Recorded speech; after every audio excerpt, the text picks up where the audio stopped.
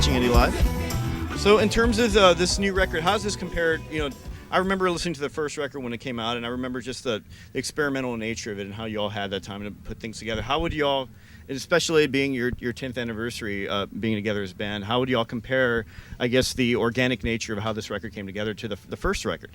This record, I thought it was really important for us to create in the studio and be able to have that opportunity that bands with a big budget have. Bands that are able to write, rehearse, expand and be creative in the studio. We've never really had that. We've always been on a super tight schedule, like I said, because of budget and whatnot. So I felt like at least half this record should have been created from scratch in the studio, and I felt like we were actually able to accomplish that by doing this. These songs, there was like 5 or 6 songs that we just kind of brought to the table in the studio, and we learned them in there and rehearsed them in there, tracked them in there without ever performing them before. So that's one reason why it's completely different than anything we've ever done before. We've never had that liberty to go back and retrack something or just anything. It was our clubhouse.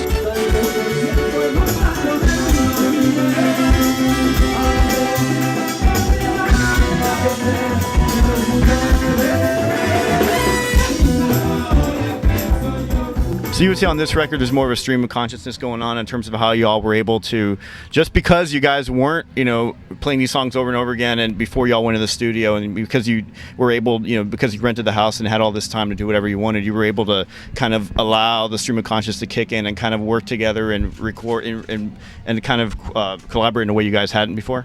Yeah, totally. And I think what you were bringing up was, as far as the first record goes, I feel like it's a complete 180 degree. Is 180 degree completely the other way, or is that 360? No, but 360 is back at where you started. 180. See, I'm right. I took math. I took physics. I think it was.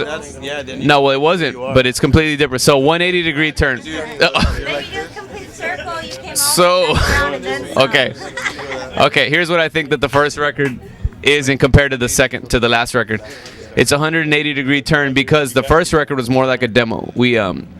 That was more a result of we started out as a live band. We had no intention at first to record a record. It was just something we were doing on weekends for fun, and all our friends, like you guys, came out 10 years ago and danced, and our old sound man, and he was kind of like an early mentor of ours, Damon Lang, was the first one to say, like, man, everybody's asking for the record at the show. We didn't have any sort of plan to make a record, but basically Damon really kind of put it in our ears that, like, we really should just record these songs.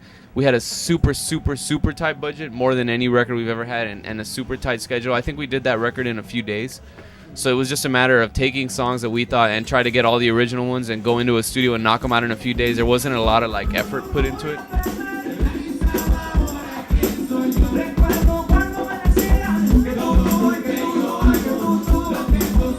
Yeah, musically, emotionally, we've grown a lot since then, and the music reflects that, definitely. So play one album back to back, it's night and day.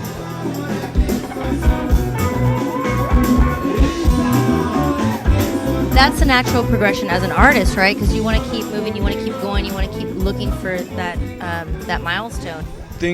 The most obvious changes in the last 10 years are, our sound. We've progressed as musicians, and we've learned a lot of new things and new skills, and we've constantly tried to push ourselves and challenge ourselves with new things and learning new material and stuff. But ultimately it comes down to the chemistry of the musicians and their musicianship.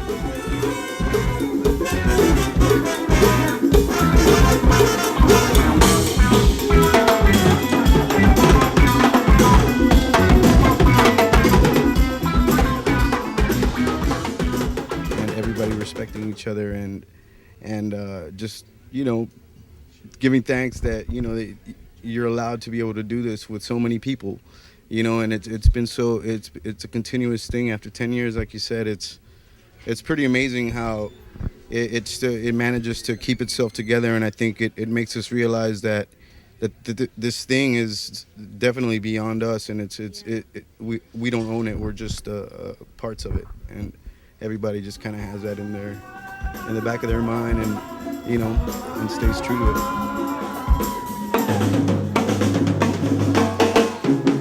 Thanks again, guys, for watching Indie Live Austin. Again, here with Grupo Fantasma. Thank you guys so much for being here. Thank you. Thank you. Shout out to Indie Live Austin. Thank you, Yay. Deanna. Thank you, Elliot. Thank you, Johnny. Later, guys. Love you guys.